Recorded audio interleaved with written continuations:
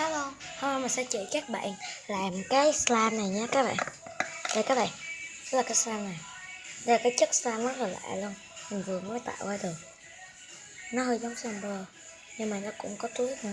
Giờ mình sẽ chỉ các bạn nha. Thì cách làm hơi phức tạp nên sẽ hơi lâu xíu. Các bạn đến xem giúp mình. Đây, đầu tiên chúng ta cần cloud cream nha các bạn.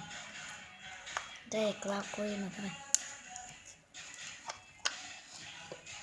Thì ở đây mình phải còn sử dụng slumber mà nó bị hơi cứng, nó bị activate một xíu á nha các bạn. Rồi tiếp theo nó là tuyết các bạn, tuyết, cái này là tuyết luôn, mình được pha ra rồi. Rồi tiếp theo mình cần activator. Sau đó chúng ta cần nước. Rồi xong rồi nha các bạn, cùng làm với mình thôi.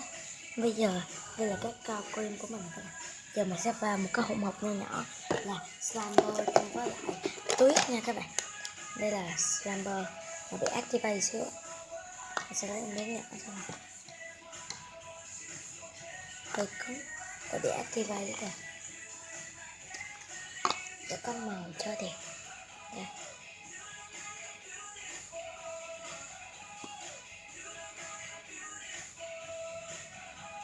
Các bạn này trộn hơi lâu, các bạn đợi mình một xíu nha. Đây các bạn, đây là cái kết quả sau khi trộn xong rồi.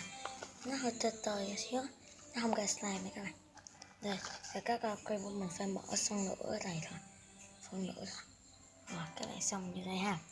Rồi bây giờ mình sẽ trộn nó lên nhé các bạn. Khúc này mình sẽ bỏ qua nha các bạn. Các bạn, đây là cái kết quả sau khi mình trộn xong rồi các bạn. Rồi chúng ta cùng làm công đoạn tiếp theo nha. Bây giờ mình sẽ lấy nước rồi các bạn. Mình đổ đi đâu? Thôi mình lấy cái muỗng mình muỗng thì sợ đổ các bạn. Đó. Bỏ đi đây một muỗng nè, 2 muỗng. Rồi bây giờ mình sẽ trộn nó lên nhé các bạn. Công đoạn là mình sẽ quay nhanh lên xíu nha. Đấy các bạn, sau khi trộn được một xíu rồi các bạn, một xíu nữa nó mềm ra, đã tay á. Giờ mình sẽ bỏ thêm nước rồi nha bạn. Các bạn trộn cái nào, các bạn bỏ từ từ nước vào đến khi nào mà nó hơi lỏng lỏng, hơi đặc đặc xuống thì các bạn ngưng lại nha các bạn. Giờ các bạn, sau khi trộn được một xíu các bạn, này nó bắt đầu nó sệt sệt giống dạng này nè, nó hơi dính dính rồi nè. Giờ các bạn giúp mình, các bạn bỏ activator vô nha các bạn.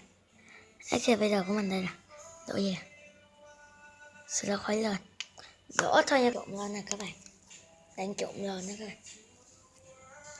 nó hơi dính dính nè.